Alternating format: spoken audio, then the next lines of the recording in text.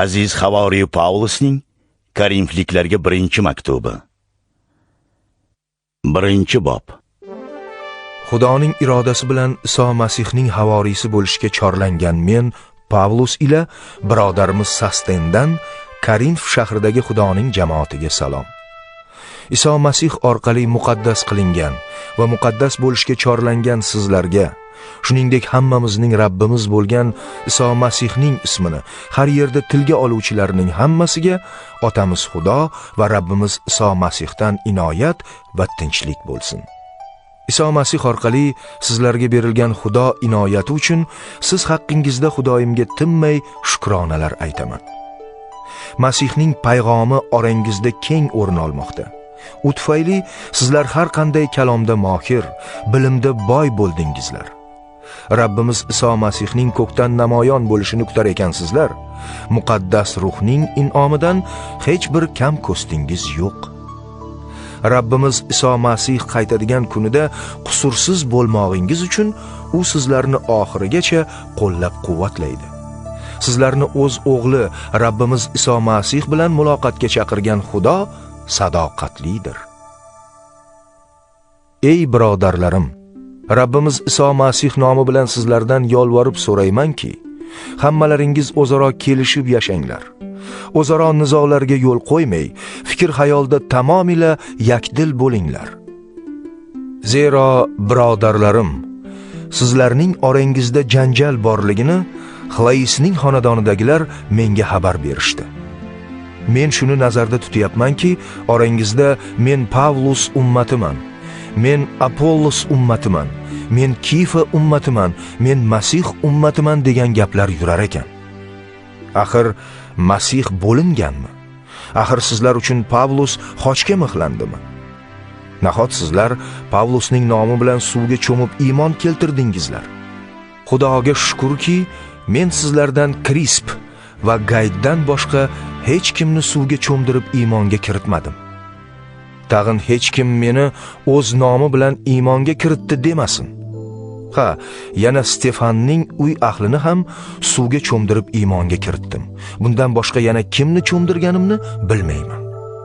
Zotan Masih meni cho'mdirishga emas, balki Injil xushxabarini targ'ib qilishga yubordi. So'zamonlik qilishga ham yubormadi, toki Masihning xochi inkor etilmasin. Xoch haqidagi xabar halok bo'layotganlar uchun tentaklikdir. Lekin biz najot topayotganlar uchun bu xabar Xudoning qudratidir. Xuddi Tavrotda Xudo aytganidek: donishmandlar donoligin barbod qilurman, barham bergayman oqillar zakovatini. Dono qayerda? Olim qayerda? Bu dunyoning notiqi qayerda? Dunyoning hikmatini Xudo aqlsizlikka aylantirgani yo'qmi? Modamiki dunyo o'z aql zakovati bilan Xudoning murodi yu hikmatini anglab yetmagan ekan, Xudo tentaklikdek tuyulgan payg'amga ishonuvchilarni qutqarishni lozim ko'rdi. Yahudiylar ajoyibotlar payda, Yunonlar esa hikmatga hayrondir. Biz esa faqat xochga mixlangan Masihni targ'ib qilmoqdamiz. Bu Yahudiylar uchun vasvasa, Yunonlar uchun telbalikdir. Biroq Xudo chaqirgan Yahudiylar va Yunonlar uchun Masih Xudoning qudrati va hikmatidir. Zero Xudoning aqlsizligi inson donoligidan ustundir. Xudoning zaifligi inson qudratidan kuchliroqdir. Olgan da'vatingizga qaranglar, ey birodarlar, siz kimsizlar?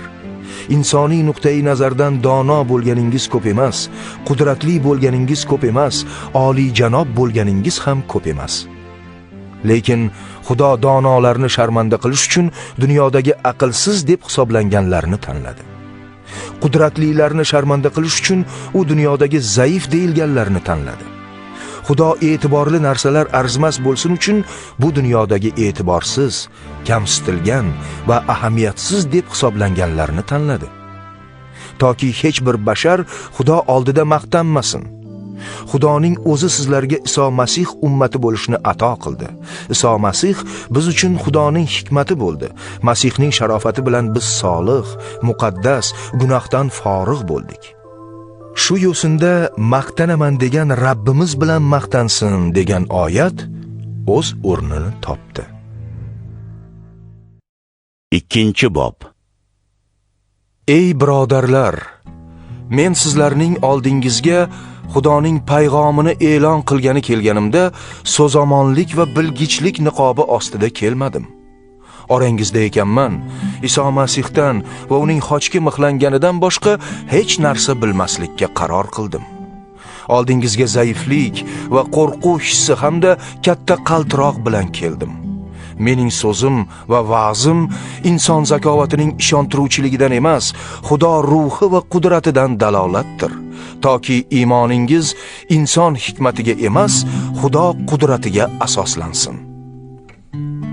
Shunday qilib, biz yetuk bo'lganlar orasida so'zlab beradigan bir hikmat borki, u bu dunyoning va bu dunyodagi o'tkinchi hokimlarning hikmatiday emas. Biz Xudoning maxfiy, sirli hikmati borasida gapiramiz. U bu hikmatni dunyo bino bo'lishidan avval bizga ulug'lik yaratish uchun shaylab qo'ygan edi.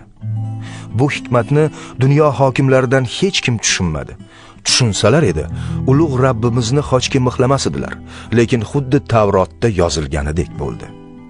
Ko'z ko'rmagan, quloq eshitmagan, inson aqli bovar qilmagan narsalarni Xudo o'zini sevganlarga muhayyo qilgan.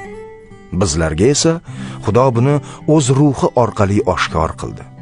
Ilohiy ruh butun narsalarni, hatto Xudoning teranliklarini tekshirib ko'radi. Insonning o'ylarini uning ichidagi o'z ruhidan boshqa kim biladi? Xuddi shunday, Xudoning o'ylarini Xudoning ruhidan boshqa hech kim tushuna olmaydi. Bizlar esa dunyoning ruhini olmadik, balki Xudo bizga ato qilgan boyliklarni bilib olishimiz uchun Xudodan chiqqan ruhni qabul qildik. Biz bu boyliklarni insoniy hikmatdan dalolat beruvchi so'zlar bilan uqtirmaymiz, aksincha, ilohiy ruhdan ilhomlangan so'zlar bilan ilohiy ruhga tobe bo'lgan kishilarga ilohiy haqiqatni talqin qilamiz. Inson o'zining tug'ma his tuyg'ulari bilan Xudo ruhi o'rgatgan narsalarni qabul qila olmaydi.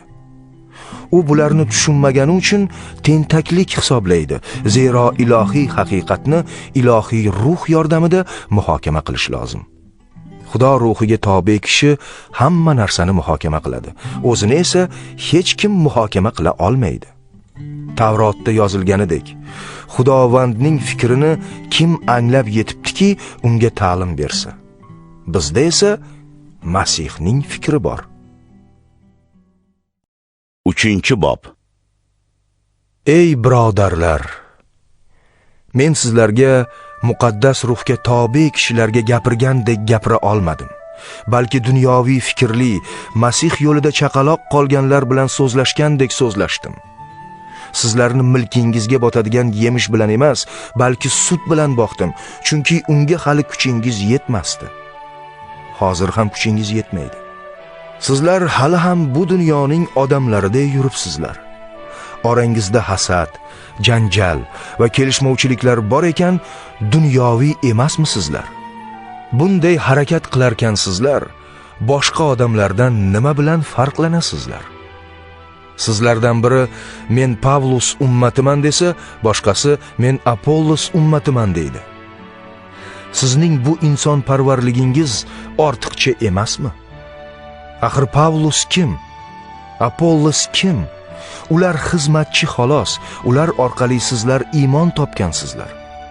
Rabbimiz bizga ato qilgani bo'yicha har birimizning vazifasi boshqa-boshqa. Men urug' ekdim, Apollos sug'ordi, lekin Xudo o'stirdi. Shuning uchun ekkan va sug'organ hech nima, hamma gap o'stirgan Xudodadir. Ekuvchi va sug'oruvchining mohiyati bir, har biri mukofotni o'z mehnatiga yarasha oladi. Biz Xudoning xizmatdoshlarimiz, sizlar esa Xudoning ziroati, Xudoning imoratisizlar. Xudo bergan inoyat asosida men dono quruvchi kabi poydevor qo'ydim. Boshqa kishi esa uning ustida nimadir bunyod etadi. Har kim qanday qurayotganiga diqqat etsin. Chunki hech kim qo'yilgan poydevor, ya'ni Iso Masihdan boshqa poydevor qo'ya olmaydi. Bu poydevor ustida kimdir oltindan, kimdir kumush yoki qimmatli toshlardan, kimdir esa yog'och va xashak yo poxoldan bino qurmoqda. Har kimning ishi esa o'ziga yarasha oshkor bo'lib qoladi. Mahshar kuni uni fosh qiladi. Olov uni ochiq oydin qiladi, qo'yadi. Shunda har kimning ishi qanday ekanligini olov sinab beradi. Kimda kimning bunyod etgan ishi olovga bardosh bersa, u mukofot oladi. Kimning ishi yonsa, u talofat ko'radi. O'zi qutuladi-yu, ammo olovdan qutulib chiqqandek bo'ladi.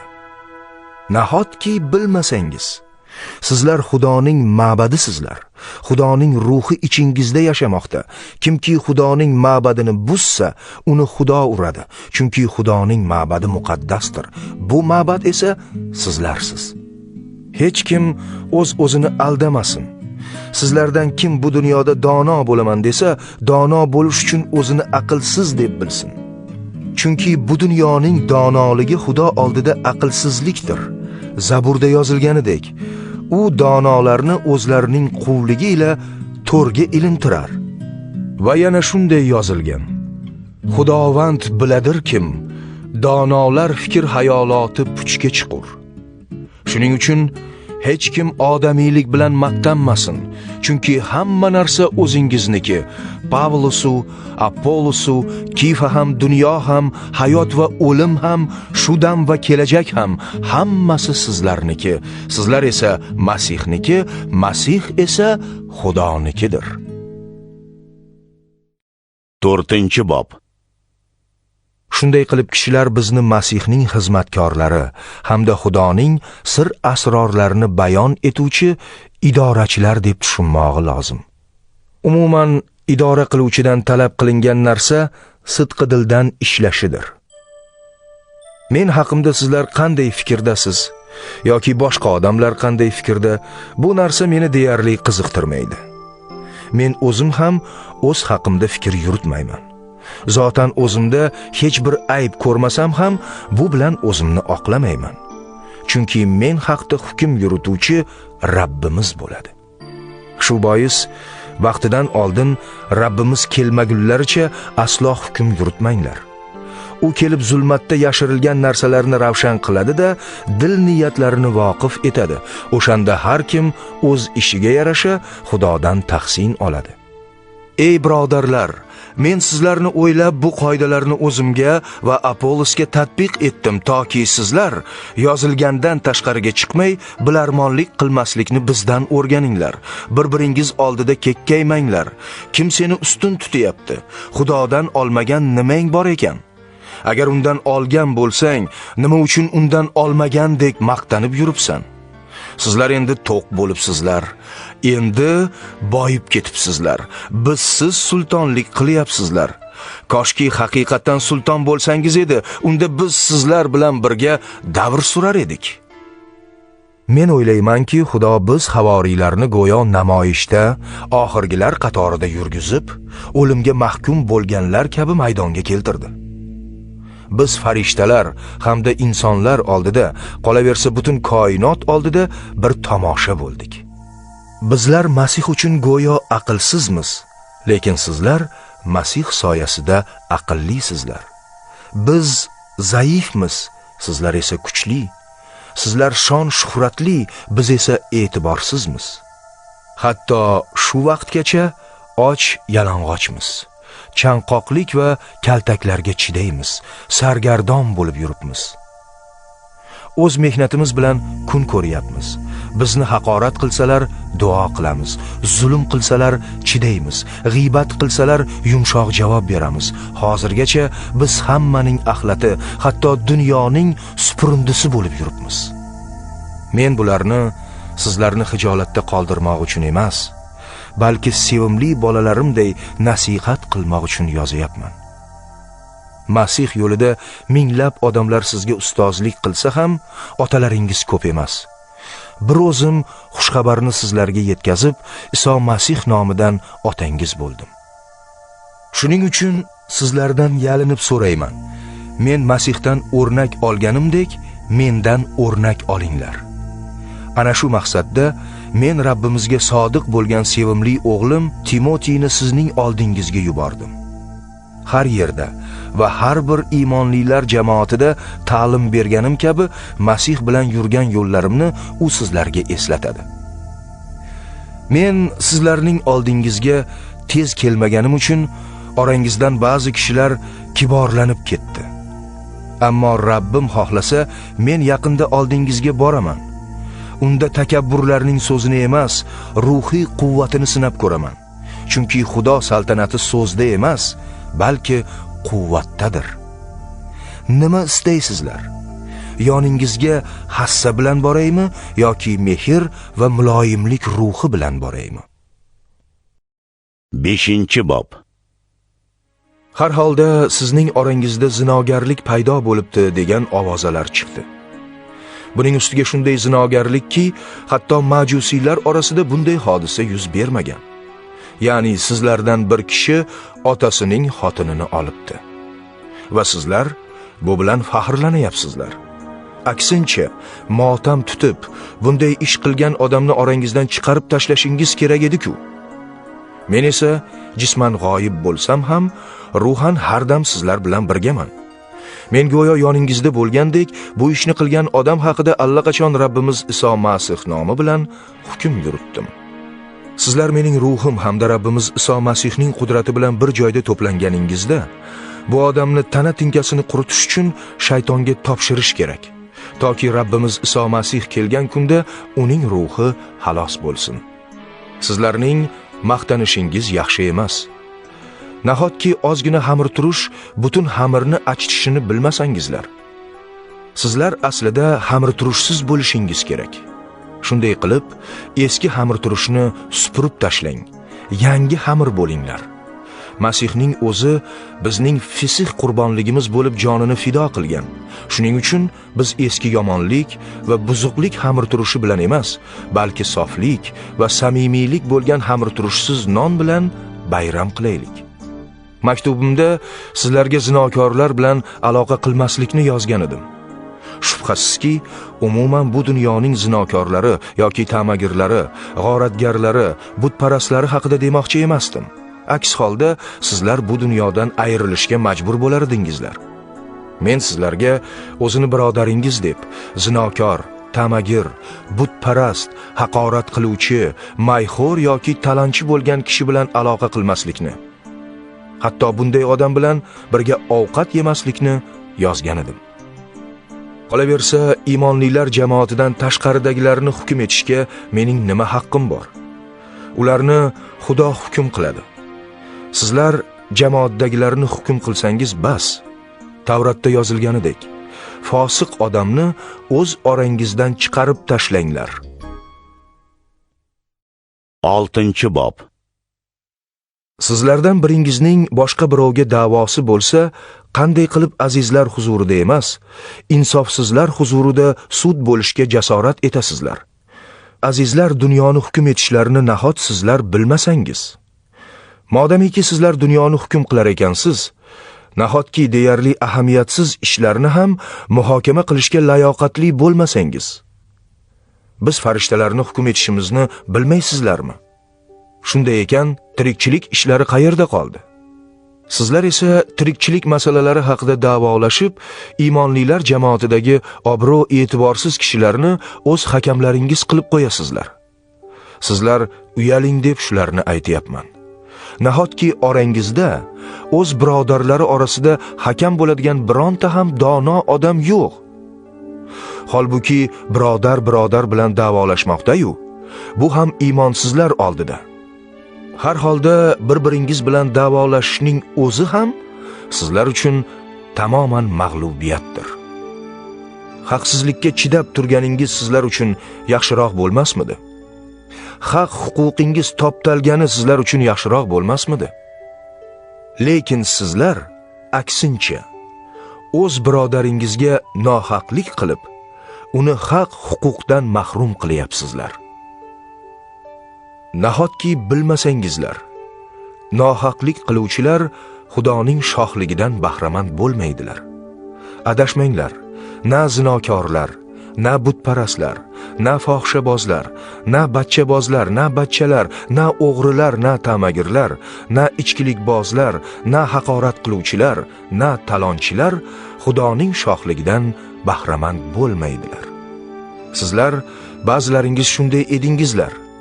Va lekin sizlar yuvindingiz, va lekin muqaddas bo'ldingiz, va lekin Rabbimiz Iso Masihning nomi va Xudoyimizning ruhi bilan oqlandingiz.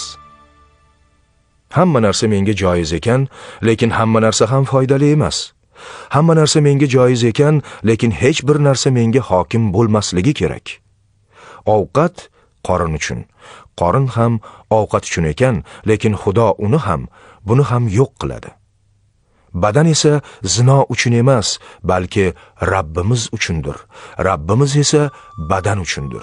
O'z qudrati bilan Rabbimiz Isoni tiriltirgan Xudo bizni ham tiriltiradi. Bilmaysizlarmi? A'zoyi badaningiz Masihning a'zolaridir. Shunday bo'lgach, Masihning a'zolarini olib, fohishaning a'zolari qilib qo'yarmikinman? Aslo. Fohisha bilan qovushgan u bilan bir badan bo'lishini bilmaysizlarmi? Mana Tavrotda ikkovi bir badan bo'ladi deb yozilgan. Rabbimiz bilan qovushgan esa u bilan bir ruh bo'ladi. Zinodan qochinglar. Inson qiladigan har qanday gunoh badandan tashqarida bo'ladi. Zino qiluvchi esa o'z shaxsiy badaniga qarshi gunoh qiladi. Nahot bilmasangiz, sizning badaningiz o'zingizda yashayotgan muqaddas ruhning ma'badidir. Uni sizga Xudo bergan. Sizlar o'zlaringizga tegishli emassizlar. Qimmatbaho bilan sotib olindingizlar. Shuning uchun badaningiz va ruhingiz bilan Xudoni ulug'langlar, chunki sizlar Xudoga tegishlisiz. 7-bob. Endi sizlar menga yozgan narsalarga kelaylik. Xotinga tegmaslik odam uchun yaxshidir. Lekin zinoga yo'l qo'ymaslik uchun har bir kishining o'z xotini bo'lsin va har xotinning o'z eri bo'lsin. Er o'z xotiniga nisbatan va xotin o'z eriga nisbatan xotinlik vazifasini bajo keltirsin. Xotinning badani ustidan xotin emas, balki eri hokimlik qiladi. Xuddi shunday erning badani ustidan emas, balki xotini hokimlik qiladi. Bir-biringizdan bosh tortmanglar, faqat o'zaro kelishgandan so'ng roza tutish va ibodat qilish uchun vaqtincha judo bo'linglar. Keyin yana qovushinglar, toki o'zingizni tiya olmaganingizdan foydalanib, shayton sizlarni vasvasaga solmasin. Men buni buyruq tariqasida emas, ijozat tariqasida aytyapman. Butun insonlar men kabi bo'lishlarini istar edim. Lekin har bir kishining Xudodan olgan o'z qobiliyati bor. Biriniki bu bo'lsa, boshqaniki udir. Uylanmaganlarga va beva xotinlarga aytaman. Men kabi qolsalar, ular uchun yaxshidir. Lekin o'zini tuta olmasalar, uylansinlar. Chunki shahvoniy ishq bilan yonishdan ko'ra uylanish yaxshiroqdir. Uylanganlarga men emas, balki Rabbimiz buyuradi. Xotin erdan ajralmasin. Agar ajralsa, ersiz qolsin yoki o'z eri bilan yarashsin. Er ham o'z xotinini qo'yib yubormasin. Boshqalarga esa Rabbimiz emas, balki men aytyapman. Agar bir iymonli erning xotini iymonsiz bo'lsa-yu, eri bilan yashashga rozi bo'lsa, er xotinini qo'yib yubormasin. Shuningdek, biron xotinning eri iymonsiz bo'lsa va u xotini bilan yashashga rozi bo'lsa, xotin eridan ajramasin. Chunki iymonsiz er iymonli xotini orqali muqaddas bo'ladi va iymonsiz xotin ham iymonli eri orqali muqaddas bo'ladi.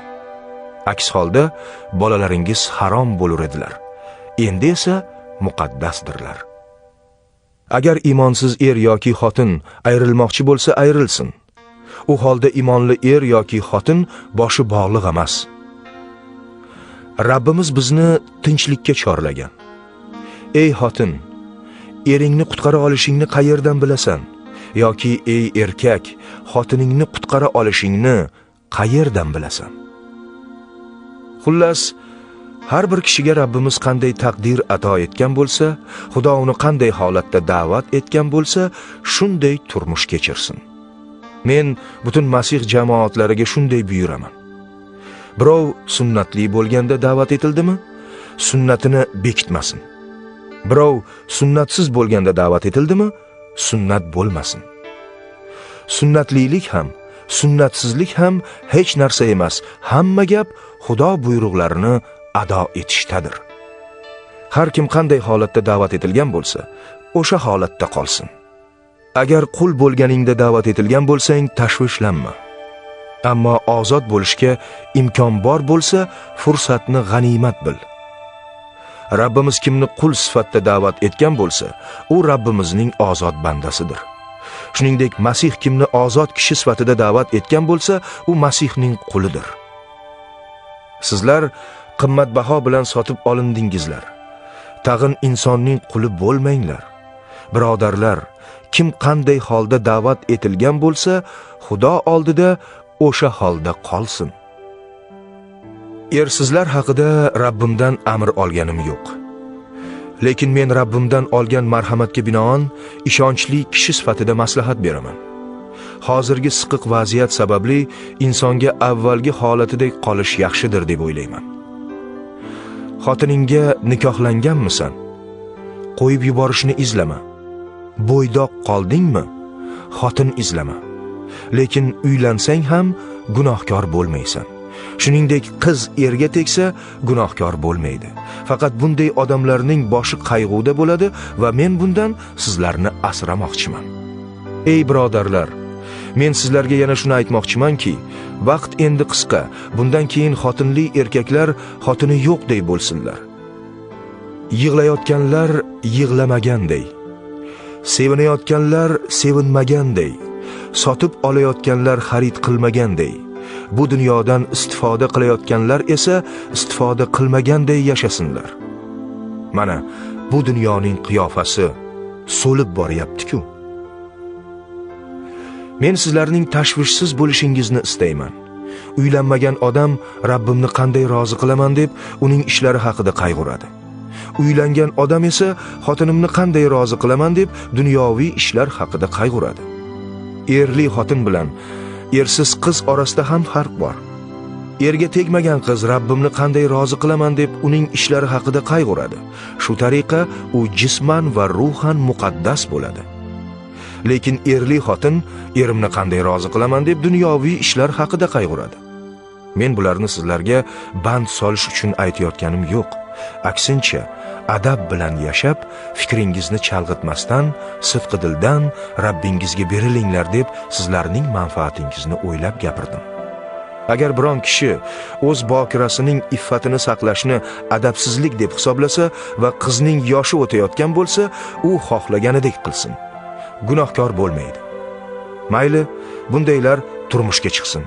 Lekin kim o'z fikrida og'ishmay qattiq tursa va ehtiyoj yuzasidan qisilmay o'z irodasiga hokim bo'lib, bokirasining iffatini saqlashga qaror qilgan bo'lsa, u odam yaxshi ish qilgan bo'ladi.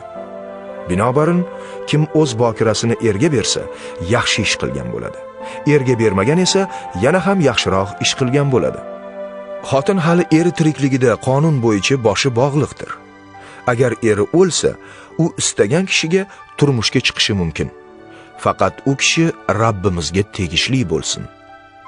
Ammo xotin tulligicha qolsa, u yana ham baxtli bo'ladi. Bu mening fikrim va o'ylaymanki, menda ham Xudoning ruhi bor. 8-bob. Butga qurbon qilingan go'sht masalasiga kelsak. Biz hammamiz bilimga egamiz deyish mumkin. Lekin bilim kishini shishintiradi, sevgi bo'lsa yashnatadi. Agar bir kishi bilimliman deb o'ylasa, u hali zarur bo'lgan bilimga erishmagan. Kimki Xudoni sevsa, u Xudo tomonidan tanib bilingan. Endi butga qurbon qilingan go'shtni yeyishga kelsak, biz shuni bilamizki, but dunyoda hech narsa emas. Birgina Xudodan boshqa Xudo yo'q. Garchi yer va ko'kda Xudo deb atalgan mavjudotlar bor bo'lsa-da, Haqiqatdan ham ko'p xudolar va rablar bor. Lekin biz uchun birgina otamiz Xudo bor. Hamma narsa undandir. Biz u uchun yashaymiz. Shuningdek birgina Rabbimiz Iso Masih bor. Hamma narsa u orqali vujudga kelgan. Biz ham u orqali yashaymiz. Lekin bu bilim barcha insonlarda yo'q. Ba'zi imonlilar hozirgacha eski butparastlik odati bo'yicha bu go'shtni butga bag'ishlangan qurbonlik sifatida yeydilar. Ular vijdonan sezgir bo'lgani uchun vijdoni bulg'anadi. Oziq-ovqatlar umuman bizni Xudoga yaqinlashtira olmaydi. Agar yemasak ham bir narsa yo'qotmaymiz, yesak ham bir narsa orttirmaymiz. Faqat ehtiyot bo'lingiz. Sizlarning bu erkinligingiz zaiflarning vasvasaga tushishiga sabab bo'lmasin. Masalan, vijdoni sezgir bir kishi bilimliman degan sening butxonada yeb o'tirganingni ko'rib qolsa, u butga bag'ishlangan qurbonlik go'shtlarini yeyishga moyil bo'lmaydimi? Ana shu zaif birodaring uchun Masih o'ldi. Sen esa uni o'z biliming tufayli halokatga yo'liqtirasan. Shunday yo'l tutsangizlar, birodarlaringizga qarshi gunoh qilgan bo'lasizlar. Ularning sezgir vijdoniga azob berib, Masihga qarshi ham gunoh qilgan bo'lasizlar. Xullas kalom, agar yeyotgan ovqatim birodarimning vasvasaga tushishiga sabab bo'ladigan bo'lsa, men uni vasvasaga solmaslik uchun umrbod go'sht yemayman. 9-bob. Men havoriy emasmanmi? Men ozod emasmanmi? Rabbimiz Iso Masihni ko'rmaganmanmi? Rabbim yo'lida qilgan mehnatim mahsuli sizlar emasmi? Agar boshqalar uchun havoriy bo'lmasam, unda hech bo'lmasa sizlar uchun havoriydirman. Axir sizlar Rabbimning ummatsizlar, havoriyligimning muhrisizlar. Meni so'roq qiluvchilar oldida o'zimni ana shu bilan oqlayman. Nahotki bizning yeb ichishga huquqimiz bo'lmasa, biz ham boshqa havoriylar kabi Rabbimiz Isoning ukalari va Kifa kabi iymonli bir xotinni o'zimiz bilan olib borishga huquqimiz yo'qmi? Nahotki faqat men va Barnabo ishlamaslik huquqidan benasib bo'lsak? Kim o'z hisobidan askarlik qiladi? Kim tok o'tkazib uning mevasini yemaydi? Kim poda boqib podaning sutini ichmaydi? Men buni faqat odamiylik yuzasidan gapiryapmanmi? Tavrot ham xuddi shuni aytadi-ku. Mana, Musoning qonunida g'alla yanchayotgan ho'kizning og'zini to'sma deb yozilgan. Axir Xudo ho'kizlar haqida qayg'uryaptimi?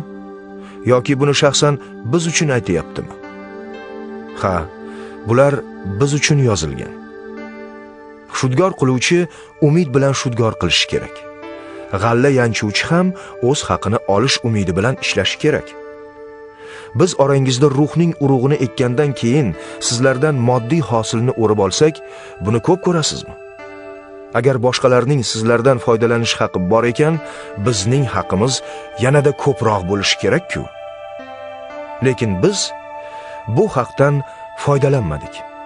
Aksincha, Masih xush xabarga to'siq bo'lmasin deb har narsaga chidab yuribmiz. Bilmaysizlarmi? Ma'batda xizmat qiluvchi ruhoniylar ma'batdan ovqat olib yeydilar.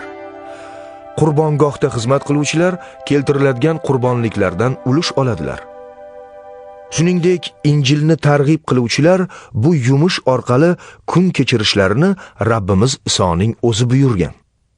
Lekin men bu huquqlarning hech biridan foydalanmadim. Menga shunday qilinsin deb ham bularni yozayotganim yo'q. Biron kishi meni shu iftixordan mahrum qilganidan ko'ra, men uchun o'lish yaxshidir. Agar men Injilni targ'ib etayotgan bo'lsam, bu bilan faxrlanishga haqqim yo'q, chunki bu mening zimmamdagi vazifamdir.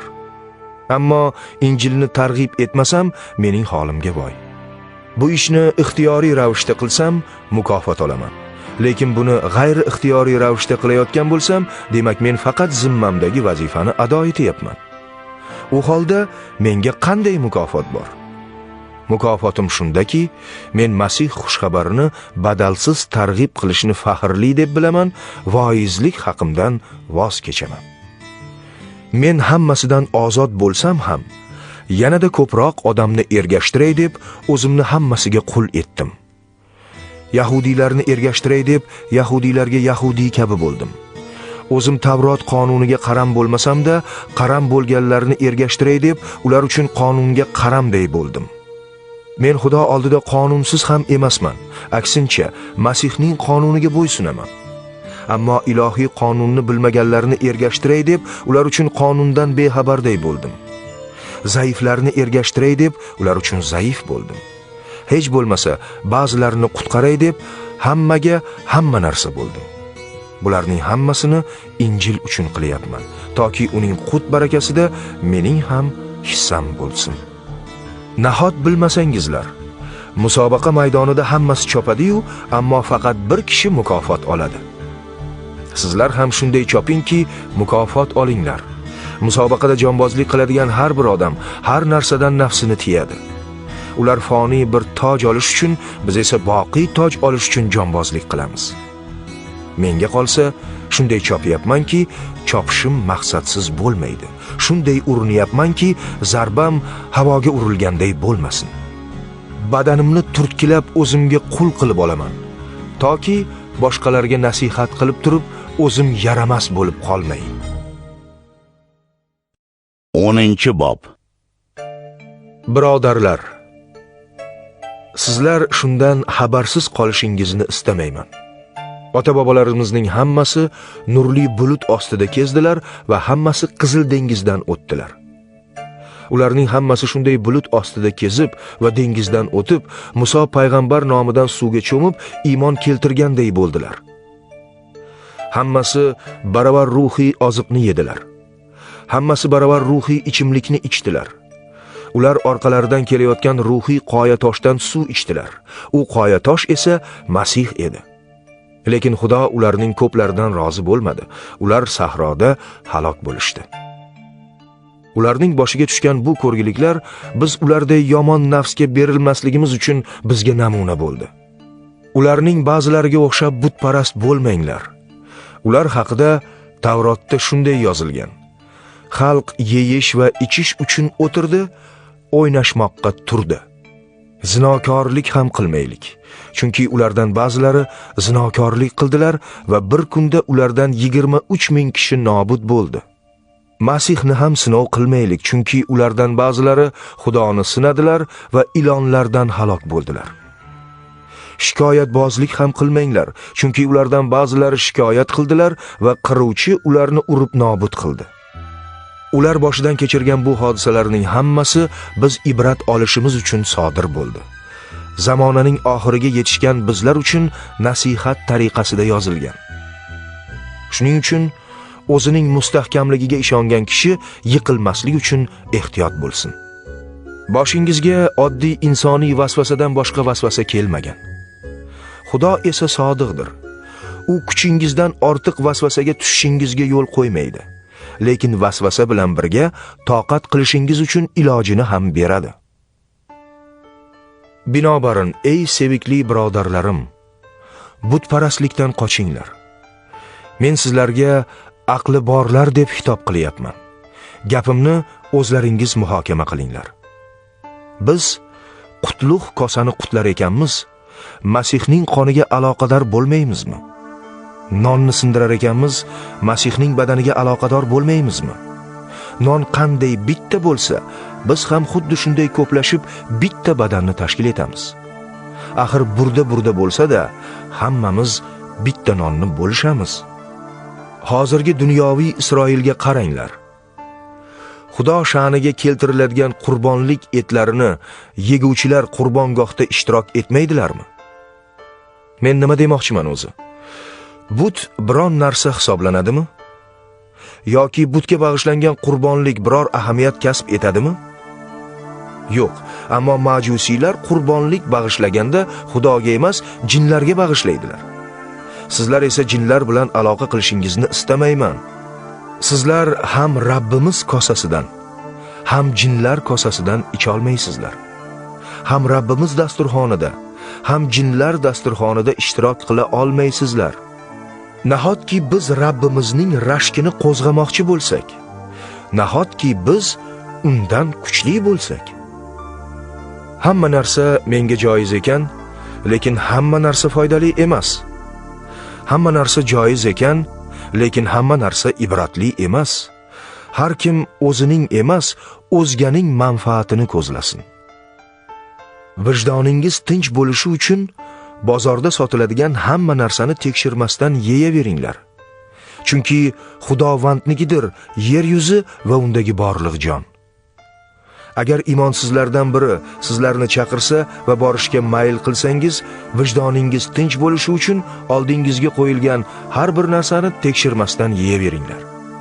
Mabodo u kishi sizlarga bu butga bag'ishlangan qurbon go'shti deb aytsa, aytganning xotiri uchun va vijdon uchun yemanglar. Zotan yer va undagi borliq jon Xudovandnikidir. Men vijdon deb o'zimning emas, boshqa kishining vijdonini ko'zda tutyapman. Nima uchun boshqa kishining vijdoni tufayli mening erkinligimga dog' tushar ekan? Agar men Xudoga shukrona aytib, ovqatda ishtirok etsam, nega minnatdorchiligim uchun aybdor bo'lar ekanman? Shunday qilib, yeysizlarmi, ichasizlarmi, nimaiki qilsangizlar, hamma narsani Xudoni ulug'lash uchun qilinglar. Na yahudiylarni, na yunonlarni, na Xudoning jamoatini qoqintiradigan biron narsa qilmanglar. Men ham o'z manfaatimni emas, ko'plarning manfaatini ko'zlayman. Ular najot topsin deb turli yo'l bilan hammaning ko'nglini topmoqchiman. 11-bob. Men Masihga qanday ergashsam, sizlar ham menga shunday ergashinglar. Ey birodarlar, sizlarni maqtasam arziydi, chunki sizlar meni har doim xotirlaysizlar, topshirgan rivoyatlarimga qattiq amal qilasizlar. Yana shuni bilishingizni xohlaymanki, har bir erkakning boshlig'i Masih, xotinning boshlig'i erkak, Masihning boshlig'i esa Xudodir. Boshini yopib ibodat qilgan yoki bashorat qilgan har bir erkak o'z boshini sharmanda qiladi. Yana boshini yopmay ibodat qilgan yoki bashorat qilgan har bir xotin o'z boshini sharmanda qiladi. Bunday xotin sochlarini qirgan xotin bilan tengdir. Agar xotin boshini yopishni istamasa, unda sochlarini ham qirqsin. Lekin agar xotinga sochlarini qirqish yoki qirish uyat bo'lsa, boshini yopsin. Erkak Xudoning surati va izzati qilib yaratilgani uchun boshini yopmog'i shart emas. Xotin bo'lsa, erkakning izzatidir. Chunki erkak xotindan emas, balki xotin erkakdan bunyod bo'lgan. Yana erkak xotin uchun emas, balki xotin erkak uchun yaratilgan. Shuning uchun hamda farishtalar sababli xotinning boshi ustida hokimlik alomati bo'lishi kerak. Har holda Rabbimiz nazarida xotin erkakdan mustaqil emas va erkak ham xotindan mustaqil emas. Xotin erkakdan yaratilgani to'g'ri, lekin erkak xotindan dunyoga kelishi ham to'g'ri. Zotan hamma narsa Xudodandir. O'zlaringiz o'ylab ko'ringlar. Xotin boshini yopmay Xudoga ibodat qilishi adab yuzasidanmi? Erkak sochlarini o'stirsa, bu unga sharaf bo'lmasligini tabiatning o'zi ham sizga o'rgatadi-ku. Lekin xotin sochlarini o'stirsa, bu u uchun sharafdir. Chunki soch unga yopqich o'rnida berilgan. Agar biror kishi bu haqda bahslashmoqchi bo'lsa, bilsinki, bizda ham, Xudoning biron jamoatida ham bunday odat yo'q. Endi bularni taqdim etib, sizlarni maqtamayman. Mana sizlarning yig'ilishlaringiz foydali emas, zararli bo'lib qolibdi-ku. Avvalo iymonlilar jamoati yig'ilganda orangizda nizolar bo'lganini eshityapman va bunga qisman bo'lsa ham ishonaman. Orangizda noto'g'ri fikrlar yoyilmasa bo'lmaydi.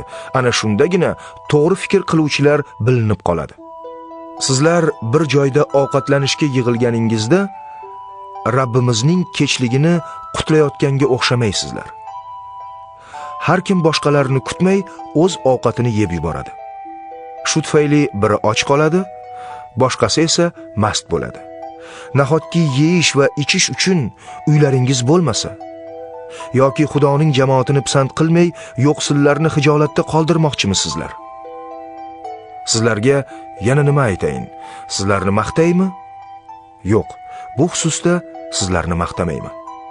Men sizlarga topshirgan yo'l yo'riqni Rabbimning o'zidan olganman. Rabbimiz Iso xoinona tutib berilgan kechada nonni oldi. Shukrona aytib sindirdi va dedi: "Olib yenglar. Bu sizlar uchun sindirilgan mening tanamdir. Buni meni eslab turish uchun qilib turinglar." Shuningdek, kechki ovqatdan keyin kosani olib dedi: "Bu kosa mening qonim bilan tasdiqlangan yangi ahddir. Undan har daf'a ichganingizda buni meni eslab turish uchun qilinglar." Shunday qilib, sizlar bu nonni har daf'a yeganingizda, bu kosadan ichganingizda Rabbimiz kelgunga qadar uning o'limini e'lon etgan bo'lasizlar. Kimda kim noloyiq tarzda bu nonni yesa yoki Rabbimiz kosasidan ichsa, Rabbimizning tanasi va qoniga qarshi gunoh qilgan bo'ladi. Shuning uchun inson o'z-o'zini imtihon qilsin. Shundan so'ng nondan yesin va kosadan ichsin. Kimki noloyiq tarzda yeb ichsa, yeb ichib o'zini o'zi mahkum qiladi. Chunki u Rabbimizning tanasini pisand qilmagan. Ana shu sababdan sizlarning ko'pingiz zaif va xastasizlar. Hatto o'lganlar ham oz emas. Agar o'z-o'zimizni hukm etganimizda edi, mahkum bo'lmas edik. Dunyo bilan birga mahkum bo'lmasligimiz uchun Rabbimiz hozirdan bizni hukm qilib adabimizni beryapti. Shunday qilib, birodarlarim, kechlikka yig'ilganingizda bir-biringizni kutib turinglar. Agar biror kishi och bo'lsa, o'z uyida yesin. Tag'in yig'ilishlaringiz mahkum bo'lishingizga sabab bo'lmasin. Qolgan masalalarni oldingizga kelganimdan keyin to'g'rilarman. 12-bob. Ey birodarlar, muqaddas ruhning in'omlari haqida bexabar qolishingizni istamayman. Esingizdami? Sizlar butparast bo'lgan vaqtingizda gung butlarga sajda qilar va juda mahliyo bo'lar edingizlar. Shuning uchun sizlarga shuni bildiryapmanki, Xudoning ruhidan ilhom olayotgan hech kim Isoga la'nat aytmaydi. Shuningdek, hech kim muqaddas ruh ilhomisiz Isoni Rabbim deb ayta olmaydi. Ruhiy in'omlar har xildir. Ruh esa bittadir. Xizmatlar har xildir. Rabbimiz esa bittadir. Ruhiy ta'sirlar har xildir, lekin hammada har qanday ta'sirni vujudga keltirgan yagona Xudodir. Muqaddas ruh umumiy manfaat uchun har kimda alohida faoliyat ko'rsatadi. Birov ruh ilhomi bilan hikmatli kalomni aytadi, boshqasiga o'sha ruh bilimli gapirishni ato etadi. O'sha ruh birovga iymon kuchi, boshqasiga esa shifokorlik in'omlarini baxsh etadi. Birovga mo'jizakorlik kuchlari, boshqasiga bashoratgo'ylik, yana boshqasiga ruhlarning farqiga borish qobiliyati nasib etadi. Biriga turli tillarda gapirish, boshqasiga bu tillarni ta'bir qilish ilhomi keladi. Bularning hammasi esa o'sha bitta ruh ta'sirida sodir bo'ladi. Ruh o'zi xohlagani bo'yicha bu qobiliyatlarni har kimga alohida taqsimlaydi. Bir badanda ko'p uzv bor. Badanning uzvlari ko'p bo'lsa-da, ular bir badanni tashkil etadi. Masih jamoati ham shundaydir. Biz kim bo'lishimizdan qat'iy nazar, yahudiymi, yunonmi, qulmi, erkinmi, hammamiz bir badan bo'lish uchun o'sha bitta ruhga cho'mganmiz va hammamiz o'sha bitta ruhdan ichganmiz. Badan bir emas, ko'p uzvdan iborat. Agar oyoq men qo'l bo'lmaganim uchun badanga tegishli emasman desa-da, badanga tegishli bo'lmay qoladimi? Agar quloq men ko'z bo'lmaganim uchun badanga tegishli emasman desa-da, badanga tegishli bo'lmay qoladimi? Agar butun badan ko'z bo'lsa edi, eshitish qayerda qolar edi? Agar butun badan quloq bo'lsa edi, hid bilish qayerda qolar edi? Shunday qilib, Xudo uzvlarning har birini badanda istaganicha qo'ydi. Agar hammasi birgina uzv bo'lsa edi, badan qayerda qolar edi? Xullas kalom, uzvlar ko'p, badan esa birdir.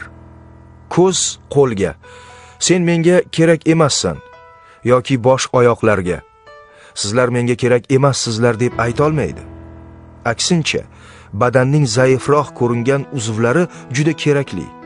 Badanimizning e'tiborsizroq ko'ringan uzvlariga ayniqsa e'tibor beramiz.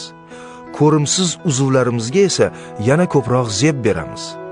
Lekin xushbichim uzvlarimizning bunga ehtiyoji yo'q. Xudo esa badanni muvofiqlashtirib yaratdi. Yetishmagan uzvga alohida e'tibor berdi. Shu tariqa badanda bo'linish bo'lmaydi, lekin butun uzvlar bir-biriga bir xil g'amxo'rlik qiladilar. Agar bir uzv azob cheksa, butun uzvlar u bilan birga azob chekadi. Agar bir uzv yuksalsa, butun uzvlar u bilan birga sevinadilar. Sizlar esa Masihning badanisizlar. Uning ayrim-ayrim uzvlarisizlar. Shu tariqa Xudo imonlilar jamoatiga birinchidan havoriylarni, ikkinchidan payg'ambarlarni, uchinchidan muallimlarni tayinlab berdi. Keyin ba'zilarga mo'jiza ko'rsatish qobiliyati, shifokorlik kuchlari, yordam berish, boshqarish, turli tillarda gapirish qobiliyatlarini berdi. Hammasi havoriymikin? Hammasi payg'ambarmikin? Hammasi muallimmikin? Hammasi mo'jiza ko'rsatarmikin?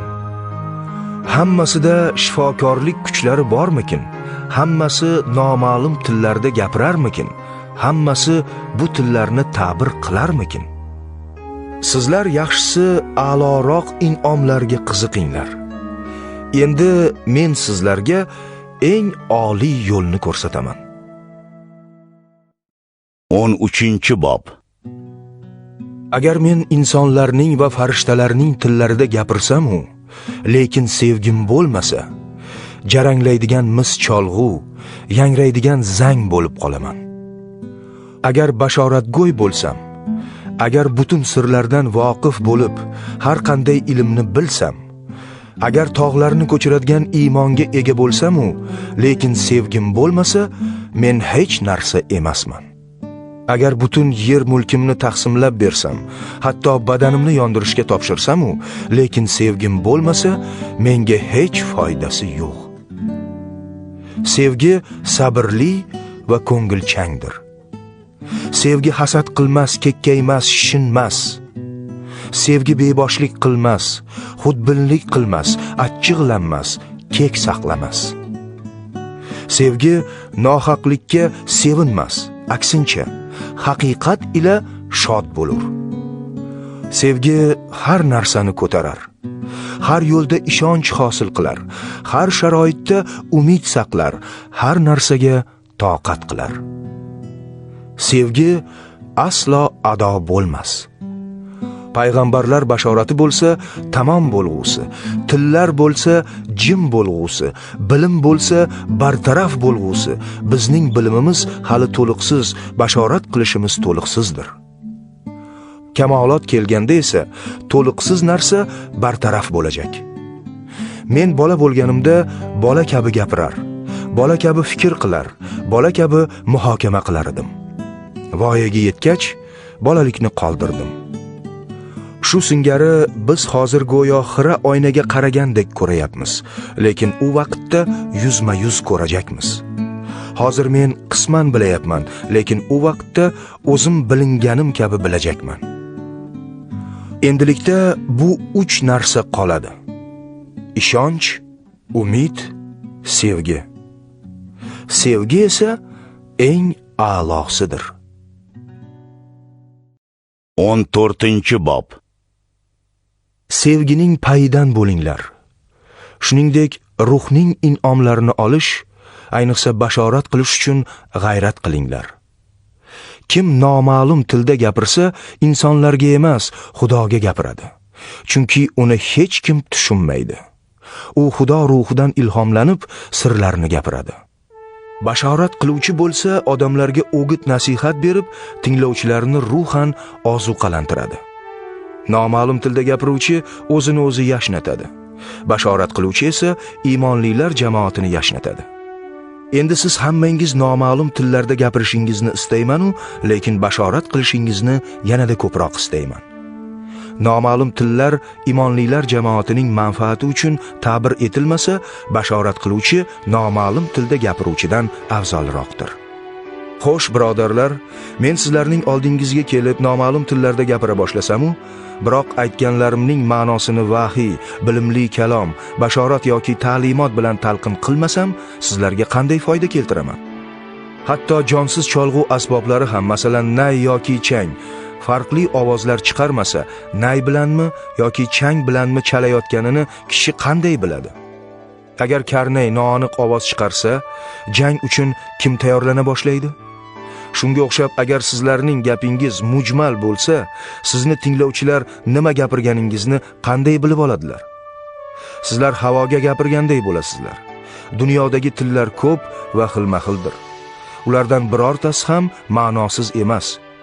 Biroq agar men biror tilning ma'nosini tushunmasam, men u tilni gapirayotgan uchun ajnabidek tuyulaman. Gapirayotgan ham men uchun ajnabiydir. Modamiki sizlar ruhning in'omlariga qiziqar ekansizlar, imonlilar jamoatini yanada yashnatadigan inomlarga intilinglar. Shuning uchun noma'lum tilda gapiruvchi kishi ta'bir qilish in'omini olish uchun ham ibodat qilsin. Agar men noma'lum tilda ibodat qilsam, ruhim ibodat qiladi, ongim esa samarasiz qoladi. Xo'p, bundan qanday xulosa chiqaraman? Ruh bilan ibodat qilsam, ong bilan ham ibodat qilishim kerak. Ruh bilan qo'shiq aytsam, ong bilan ham qo'shiq aytishim kerak. Aks holda, agar sen ruhiy tilda hamd sanolar aytsang, u yerda turgan avom xalq sening shukrona duoyingga qanday qilib amin deydi? U sening nima aytayotganingni tushunmaydi-ku. Sen yaxshi shukr aytsang ham o'zga kishi ibrat ola olmaydi. Xudoyimga shukrki, men hammangizdan ko'proq noma'lum tillarda gapiraman. Imonlilar jamoatida esa noma'lum tilda son sanoqsiz so'zlar gapirgandan ko'ra, boshqalarga nasihat qilish uchun oqilona 5 so'z aytishni afzal bilaman. Birodarlar, o'y fikrda bolalardek bo'lmanglar. Aksincha, yomonlikka nisbatan chaqaloq bo'lib, fikrlashda esa barkamol bo'linglar. Tavrotda shunday yozilgan: men o'zga tillarda yot og'izlarla shu xalqqa so'zlayveraman, ammo u vaqt ham meni tinglamaslar, deydi Xudovand. Demak, noma'lum tillar imonlilar uchun emas, balki imonsizlar uchun alomatdir. Payg'ambar bashorati esa imonsizlar uchun emas, imonlilar uchun alomatdir. Agar butun imonlilar jamoati bir yerda to'planib, hamma noma'lum tillarda gapira boshlasa va avom xalqdan yoki imonsizlardan kimdir u yerga kirsa, sizlar tentaklik qilyapsizlar deb aytmaydimi? Lekin agar hamma bashorat qilayotgan bo'lsa-yu, imonsiz yoki avom xalqdan bo'lgan bir kishi kirsa, u hamma tomonidan fosh bo'ladi, hamma ham uni muhokama qiladi. Shu tariqa uning dil sirlari oshkor bo'ladi. U muk tushib, chindan Xudo sizlar bilan ekan, deb Xudoga sajda qiladi. Endi birodarlar, bundan nima xulosa chiqaramiz? Bir yerda to'planganingizda, sizlardan har biringizda biror sano bor, biror ta'lim bor, biror til bor, biror vahiy bor, biror ta'bir bor. Bularning hammasi imonlilar jamoati yashnab gullashi uchun qilinsin. Agar kim noma'lum tilda gapirmoqchi bo'lsa, 2 yoki eng ko'pi bilan 3 odam navbat bilan gapirsin va bir kishi esa ta'bir qilsin. Agar ta'bir qiluvchi bo'lmasa, noma'lum tilda gapiruvchi kishi imonlilar jamoatida jim tursin, o'ziga va Xudoga gapirsin. Shuningdek, 2 yoki 3 payg'ambar gapirsin, qolganlar esa aytilganlarni muhokama qilsinlar. Agar shu vaqt o'tirganlardan biriga vahiy kelsa, birinchi gapirgan jim bo'lsin. Har biringiz birin-ketin bashorat qila olasizlar, toki hamma ta'lim olib, barcha dadillansin. Payg'ambarlarning ruhlari payg'ambarlarga bo'ysunadi, chunki Xudo tartibsizlik xudosi emas, tinchlik xudosidir. Xudoning barcha aziz jamoatlarida bo'lgani kabi, sizning jamoatlaringizda ham xotinlar sukut saqlasin. Ayollarga so'zga chiqish uchun ruxsat berilmagan, lekin Tavrotda ham aytilishicha itoat etsinlar. Agar biror narsa o'rganishni istasalar, uyda o'z erlaridan bu haqda so'rasinlar. Iymonlilar jamoatida xotinga so'zga chiqish adabsizlikdir. Nahotki Xudoning kalomi sizdan chiqqan bo'lsa, nahotki u yolg'iz sizlarga yetib borgan bo'lsa, agar biror kishi o'zini payg'ambar yoki ruh amrida deb hisoblasa, u shuni anglasinki, sizlarga yozganlarim Rabbimiz amridir. Lekin kim buni anglamas ekan, anglamay qo'ya qolsin. Xullas, ey birodarlar, bashorat qilishga g'ayrat bilan intilinglar. Noma'lum tillarda gapirishga esa to'sqinlik qilmanglar. Faqat har narsa adab va tartib bilan sodir bo'lsin. 15-bob. Birodarlar, men sizlarga eslatmoqchiman. O'zim Injil xushxabarini sizlarga yetkazgan edim. Sizlar esa uni tan olib, unga qattiq umid bog'ladingizlar. Agar mening kalomimga qattiq rioya qilsangizlar, bu kalom orqali najot topasizlar. Aks holda e'tiqodingizning asosi yo'q. Men Xudodan qabul qilganimni dastlab sizlarga topshirgan edim. Ya'ni muqaddas bitiklarga muvofiq Masih gunohlarimiz uchun o'ldi. Yana muqaddas bitiklarga muvofiq u ko'mildi va 3-kuni tirildi. Avval u Kifaga, so'ngra 12 shogirdiga ko'rindi. Undan keyin bir vaqtning o'zida 500 dan ko'proq birodarga ko'rindi. Ulardan aksariyati hozirga qadar tirik. Ba'zilari esa dunyodan ko'z yumib ketganlar. Undan so'ng Masih Yoqubga va qolgan butun havoriylarga ko'rindi. Hammadan keyin esa chala tug'ilgan bolaga o'xshaydigan menga ham ko'rindi. Men havoriylarning eng arzimaydiganiman. Havoriy deb atalishga ham loyiq emasman, chunki men Xudoning jamoatini ta'qib etar edim. Endi esa nimaiki bo'lgan bo'lsam, Xudoning inoyati bilan bo'ldim. Uning menga ko'rsatgan inoyati puchga chiqmadi, zero men havoriylarning hammasidan ko'proq mehnat qildim. Aslida mehnat qilgan o'zim emas, balki menga yor bo'lgan Xudo inoyatidir. Qanday bo'lmasin, xoh men voizlik qilsam, xoh ular, va'zimiz bir xil va sizlarning iymoningiz ham bir xildir. Demak, Masih o'liklar ichidan tirildi deb olamga ochiq e'lon qilinmoqda. U holda qanday qilib ba'zilaringiz o'liklar tirilmaydi deb aytayapsizlar? Agar o'liklar tirilmas ekan, unda Masih ham tirilmagan demakdir. Agar Masih tirilmagan bo'lsa, u holda bizning xabarimiz ham, sizning iymoningiz ham behudadir. Bunday holda Xudoning yolg'on shohidlari ham bo'lar edik. Chunki biz Xudo Masihni tiriltirdi deb shahodat berib yuribmiz. Agar haqiqatdan o'liklar tirilmas ekan, unda Xudo Masihni ham tiriltirgan emas. Ha, agar o'liklar tirilmas ekan, unda Masih ham tirilmagan demakdir. Agar Masih tirilmagan bo'lsa, sizlarning iymoningiz befoyda, sizlar hali ham gunohga botgansizlar. U holda Masihga umid bog'lab, ko'z yumganlar ham abadiy halokatga uchraydilar. Agar biz yolg'iz bu hayot uchun Masihga umid bog'lagan bo'lsak, biz eng baxtsiz insonlar ekanmiz. Vaholanki Masih chinakamiga tirildi. U birinchi bo'lib tirildi. Qolgan marhumlarga namuna bo'ldi. O'lim bir inson orqali dunyoga kirdi. Shunga o'xshab, o'liklarning tirilishi ham bir inson orqali sodir bo'ladi. Odam atoning farzandi bo'lgan barcha o'ladilar. Xuddi shunday Masihning farzandi bo'lgan barcha tiriladilar. Har kim o'z navbati bilan tiriladi. Birinchisi tirilganlarning ilg'ori Masih. Keyin uning olamga qaytishida Masih ummati bo'lganlar tiriladi. Bundan so'nggina, ya'ni Masih har qanday boshqarma, hokimiyat va qudratni tugatib, saltanatni ota Xudoga topshirgandan keyingina oxirat bo'ladi. Xudo butun dushmanlarni Masihning oyog'iga yiqitmagunga qadar Masih hokimlik qilishi kerak. Shunda oxirgi dushman o'lim ham barham topadi. Ha, Xudovand borliqni Masihning oyoqlari ostiga tashlab, unga tobe qildi. Garchi Zaburda borliq unga tobe bo'ldi deyilsa-da, bundan borliqni unga tobe qilgan Xudo istisnodir. Hamma narsa unga tobe bo'lgandan keyingina o'g'il ham o'ziga hamma narsani tobe qildirgan otaga tobe bo'ladi, toki Xudo hammaning hammasi bo'lsin.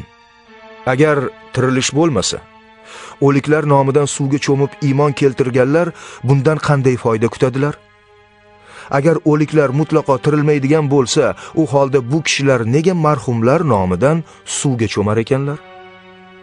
Nima uchun bizlar har soatda xavf-xatarlar bilan ro'baro'miz?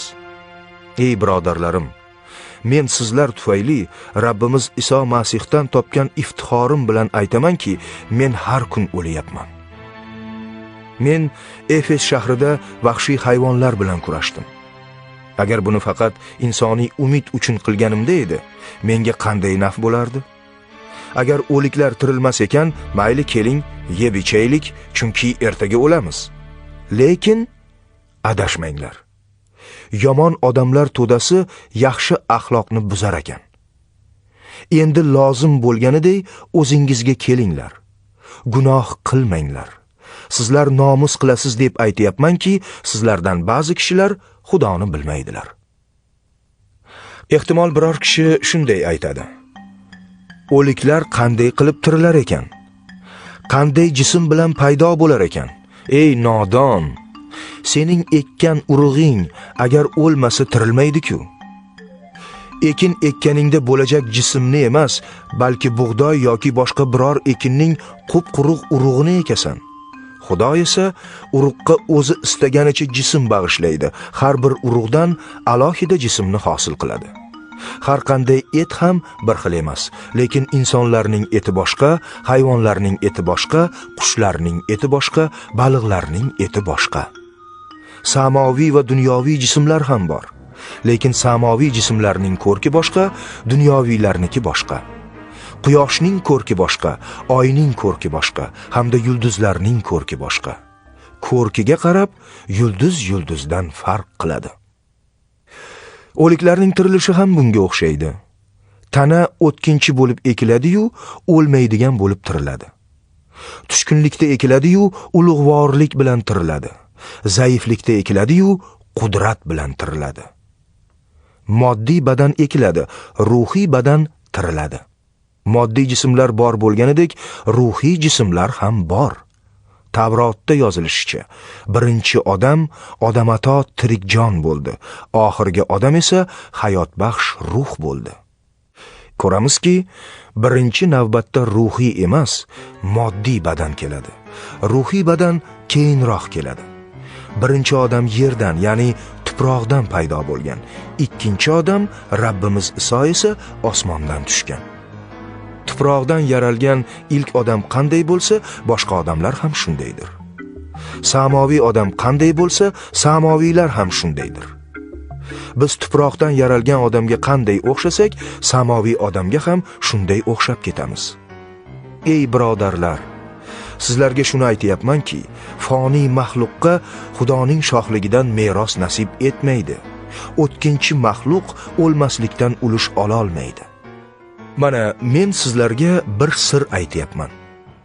Hammamiz o'lmaymiz-u, ammo hammamiz o'zgarib ketamiz. To'satdan ko'z ochib yumguncha, oxir zamon karnayi chalinganda o'zgarib ketamiz. Ha, karnay chalinadi va shu onda marhumlar yana hech o'lmaydigan bo'lib tiriladilar. Shunda biz hayot bo'lganlar ham o'zgarib ketamiz. Bu o'tkinchi badanimiz chirimaydigan, bu o'ladigan vujudimiz o'lmaydigan vujudga burkanishi kerak. Bu o'tkinchi badan chirimaydigan, bu o'ladigan vujudimiz o'lmaydigan bo'lib qolgan paytda quyidagi Tavrot oyatlari amalga oshadi. O'lim g'alaba bilan yutildi. Ey o'lim, sening nishing qayerda? Ey do'zax, sening zafaring qayerda? O'limning nishi gunohdir. Gunohning quvvati esa ilohiy qonun orqali namoyon bo'ladi. Lekin Xudoga shukr, u Rabbimiz Iso Masih orqali bizga g'alaba baxsh etgan. Shuning uchun Ey sevimli birodarlarim, qattiq va mahkam turinglar. Hamisha Rabbimiz xizmatida bo'lib, yanada g'ayratli bo'linglar. Shuni bilinglarki, Rabbimiz yo'lida qilgan mehnatingiz foydasiz bo'lmaydi. 16 bob. Endi azizlar uchun iyona to'plashga kelsak. Sizlar xuddi Galatiyadagi Masih jamoatlariga tayinlaganimga amal qilinglar. Haftaning birinchi kunida har bir odam o'z qo'lidan kelganicha bir miqdor pulni olib qo'ysin, toki oldingizga kelganimda pul yig'ishga hojat qolmasin. Men oldingizga kelgach, sizlar munosib ko'rgan kishilarga maktublar berib, ehsonlaringizni Quddusdagi iymonlilarga topshirish uchun yuboraman. Agar mening ham borishim zarur bo'lsa, ular bilan boraman. Men Makedoniyadan o'tganimdan keyin sizning oldingizga boraman. Chunki Makedoniya orqali o'tib boraman. Balki yoningizda biroz qolarman yoki hatto qishni o'tkazarman. So'ng sizlar meni ketadigan joyimga kuzatarsizlar. Chunki bu dafa sizlar bilan yo'l-yo'lakay ko'rishib ketishni istamayman. Xudo xohlasa, yoningizda bir qancha vaqt qolish umididaman. Lekin hosil bayramiga qadar Efes shahrida qolaman. Chunki u yerda ta'sirchan faoliyat ko'rsatishim uchun menga keng eshik ochildi. Ammo menga qarshi chiqqanlar ham ko'p. Agar Timoti oldingizga kelsa, u orangizda xotirjam bo'lib yurishi uchun e'tibor beringlar. Chunki u menga o'xshash Rabbimiz xizmati bilan mashg'ul. Hech kim uni e'tiborsiz qoldirmasin. U mening oldimga ham kelsin. Uni eson-omon kuzatib yuboringlar. Uni men birodarlar bilan kutib turibman. Birodarlarimiz Apollosdan o'z do'stlari bilan birga sizlarning oldingizga borish uchun ko'p iltimos qildim, biroq hozir borishga hech ko'ngli yo'q. Qulay sharoit bo'lgach, u boradi. Xushyor bo'linglar. Iymonda sobit turinglar. Jasoratli va kuchli bo'linglar. Hamma ishlaringizni mehr-muhabbat bilan bajo keltiringlar. Birodarlar, Stefanning xonadonini bilasizlar. Ahayada birinchi iymon keltirganlar ular bo'lib, azizlarga xizmat uchun o'zlarini topshirdilar. Endi sizlardan iltimos qilaman. Bundaylarga va ular bilan safdosh u mehnatdosh bo'lgan har bir kishiga ehtirom qilinglar. Men Stefan, Fortunat va Ahaykning kelganiga xursand bo'ldim. Sizlarning yo'qligingizni ular to'ldirdi. Ular mening hamda sizlarning ruhingizni tinchitdilar. Bundaylarni taqdirlanglar. Asiya viloyatidagi Masih jamoatlari sizlarga salom yo'llayaptilar. Akil bilan Priskilla va ularning uyida yig'iladigan jamoat sizlarga Rabbimizdan ko'p salomatlik tilaydilar. Butun birodarlar sizlarga salom yo'llayaptilar. Muqaddas o'pich bilan salomlashinglar. Men Pavlus sizlarga duoyi salom yozyapman. Bu mening qo'lim. Kimki Rabbimiz Iso Masihni sevmasa, mardudi davron bo'lsin. Maranafa. Rabbimiz Iso Masihning inoyati sizlarga yor bo'lsin. Men Iso Masihning sevgisi ila hammangizni sevaman. Amin.